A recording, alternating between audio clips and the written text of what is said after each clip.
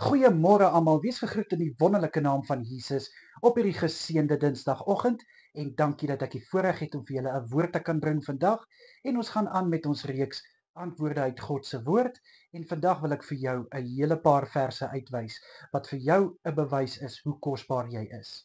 Ons hoofskrifgedeelte is Jeremia 1 vers 5 wat lees: Toe jy nog in jou moeder skoot was, het ek jou geken. Toe jy uit die liggaam voorgekom het, het ek jou geheilig tot 'n profeet van alle nasies. Nou kind van God, hier wys dit juis. Toe jy nog in jou moeder skoot gevorm word, het God jou al geken. Dis hoe kosbaar jy vir God is.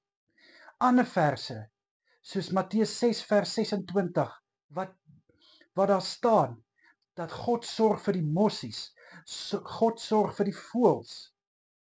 Nou, hoeveel te meer sal hy nie vir jou sorg nie? Lukas 12 vers 7 sê, dat God ken elke haar op jou kop. Hoeveel meer is jylle werd as al die mossies?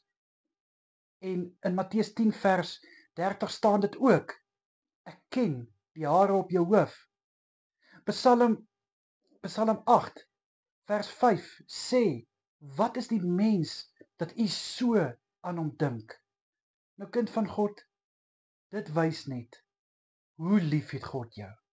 Hoe baie God van jou dink? Ek meen, hy is die pottebakker, ons is die klei, hy vorm jou, en dis hoe kosbaar jy is, hy sal aanhou en aanhou, hy gaan nie opgee op jou nie. En ek weet, ons kry baie keer ons af daar wat ons voel, ag, ek is nie veel werk nie, of ek is minderwaardig, of iemand sê iets, of iets gebeur, wat ons laat nutteloos voel.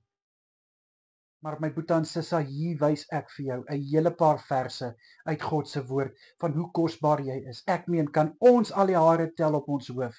Okay, wel op myne gaan dit nou nie help nie, maar ek meen nou maar net, dit is net hoeveel God van jou dink.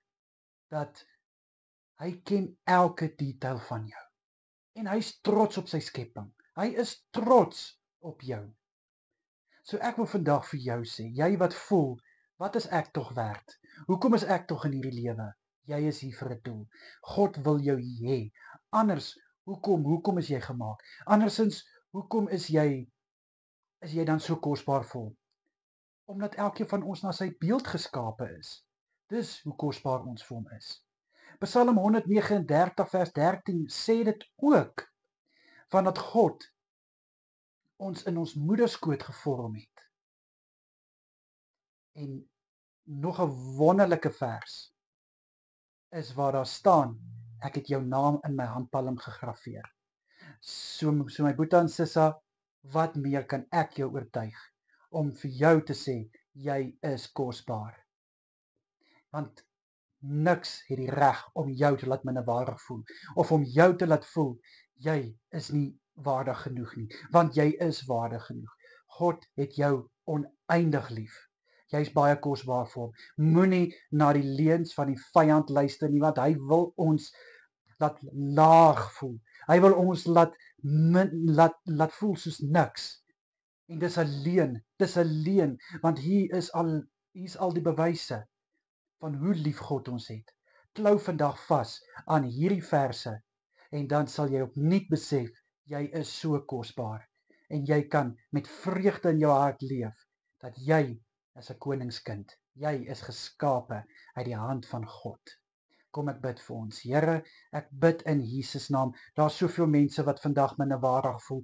Daar's soveel mense wat voel, hulle is nie werd om iets te beteken nie. Here, ek wil bid dat daai leuen gebreek word in Jesus naam. Ek bid in die kosbare naam dat hulle opnuut sal besef, hulle is soveel meer waardevol as al die mossies van die hemel. In Jesus Christus naam, Vader, lê ek elkeen voor U neer, dat hulle opnuut sal besef, U is lief vir hulle, U is oneindig lief vir hulle, en hulle is kosbaar. Dankie Here, dankie dat U soveel van ons dink.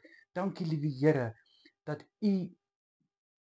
U ons geskape het na U beeld, want so wys dit ook net wat U van ons dink. En daarvoor loof en prys ek U. In Jesus naam is dit my gebed.